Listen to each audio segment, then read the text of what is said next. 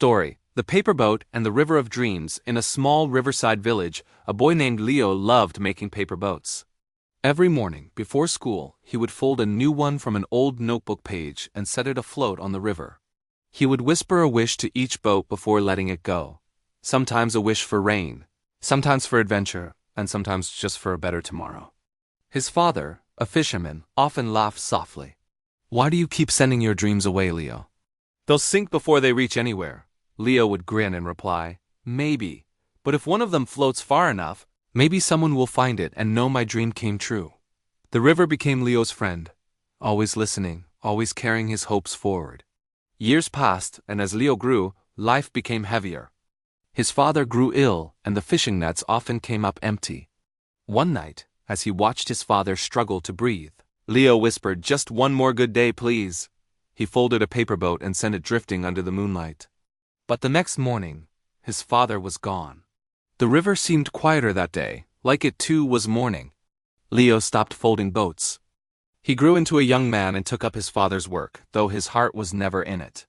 The river, once his companion, now felt like a reminder of everything he'd lost.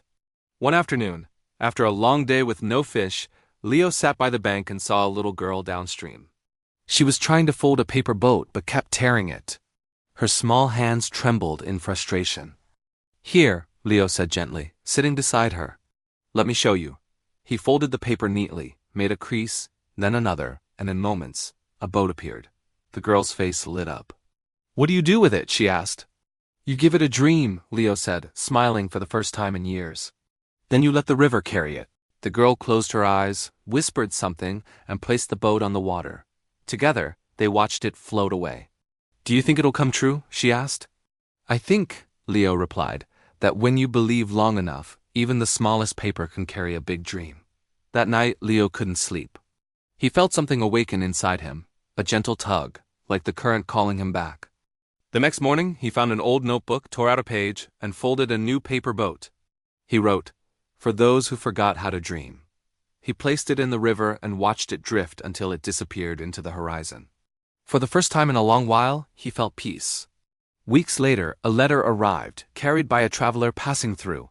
It was from a nearby town. The note inside read, "We found your paper boat caught in our nets. We thought it was a sign. We started building a small school by the river so children can learn to dream again. Thank you." Leo stared at the letter, tears blurring the ink. He walked to the river, the same river that had once carried his sorrow, and smiled. He realized then that dreams don't always come true for the dreamer. Sometimes they travel farther to reach someone who needs them more. From that day on, Leo sent a new paper boat every morning. Each one carried a different wish, not for himself, but for others, for kindness, for hope.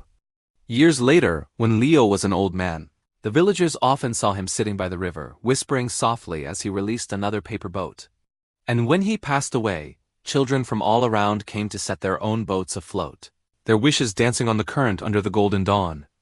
And if you ever stand by a quiet river at sunrise, you might still see a small paper boat gliding by, carrying dreams, patience, and love across the endless water. Life lesson. Dreams don't always return to the one who sends them. Sometimes they find someone who needs them more. When you give your dreams away with love, life finds a way to send them back to you in another form.